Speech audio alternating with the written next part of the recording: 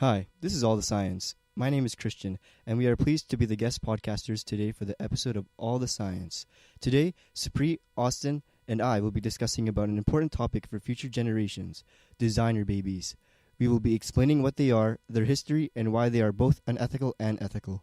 What are designer babies? Designer babies are human embryos which have been genetically modified, usually following guidelines set by the parent or scientist, to produce desirable traits including mental and physical traits. Why are designer babies unethical? Getting to choose physical and mental traits isn't very ethical because people would favor one set of traits over others. Gender selection is also very unethical as people would just favor a certain gender over the other, and it would cause an imbalance between humans. If designer babies became accessible to the public, only a handful of people would be able to afford the process. This would create a division between those who can afford the process and those who cannot. Because of this, economic division would grow into genetic division, with some people believing they are better than someone just because of how much money they have and the traits they have been given. Another reason designer babies are unethical is because you are impacting someone's life immensely without their consent. When you make a designer baby, you change the mind and the characteristics of a living human. You will alter your baby's mental, emotional, and physical makeup for life, without your baby having any say in whether or not it is something that they would want. After this process, your baby will not be treated justly when conversing with other individuals, but instead will be seen as a scientific experiment, and you will most likely destroy their childhood forever.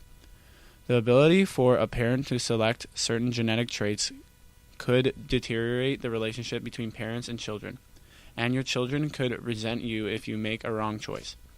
If you could make the child believe they were specifically made to look or do or what their parents wanted them to do or look like, it makes them feel like they're less of a human being and less valuable.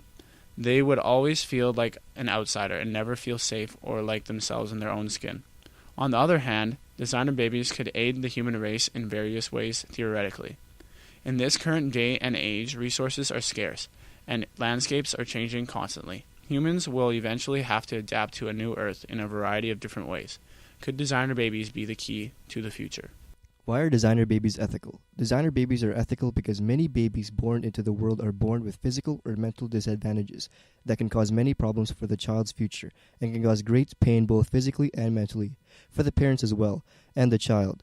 With new research, parents all over the world now have a choice to prevent health issues that can prevent their child from being born with any kind of disability. What are some facts about designer babies? Designer babies are outlawed in China, United Kingdoms, and India. In 1989, the scientists had created the first designer babies. In 1990, they were born. It has been possible for the parents to select the sex of the baby as of 2009, since it involves the X and Y chromosomes. Couples who can't conceive normally can have children. Couples could balance gender in their families. Designer babies reduce chances of having a miscarriage. Now for a little background on designer babies and how they came into fruition. The first designer baby was made for medical reasons and not just for preference in the U.S. The first medical designer baby was made in the U.S. in 2000. They did it to save their other child who had a bone marrow deficiency. Designer babies are created by IVF and pre-implantation genetic diagnosis, PDG. By using this, you are able to choose which embryo you want to put in the womb and eliminate genetic disease. Once chosen, they are grown to the 8th cell stage. Then they use PGD to figure out which genes they would like or not. Some futurists claim that it would put the human species on a path to participate in evolution. A downfall to altering a gene pool is it might affect the gene pool forever, which could either be good or bad. Now for recent events. Researchers in China use genetic engineering tools to create twins immune to HIV, smallpox, and cholera. The researcher, He Jiankui of Shenzhen, said he altered embryos for 7 couples during fertility treatments, with 1 pregnancy resulting thus far. He said his goal was not to cure or prevent an inherited disease, but to try to bestow a trait that few people naturally have, an ability to resist possible future infection with HIV, the AIDS virus. This shows that the future of designer babies is happening as we speak. In conclusion, designer babies could be beneficial or extremely hurtful. It depends on your point of view. I don't think that this should be illegal due to the impact it could have on someone's life. No one should have that amount of control over someone else's life.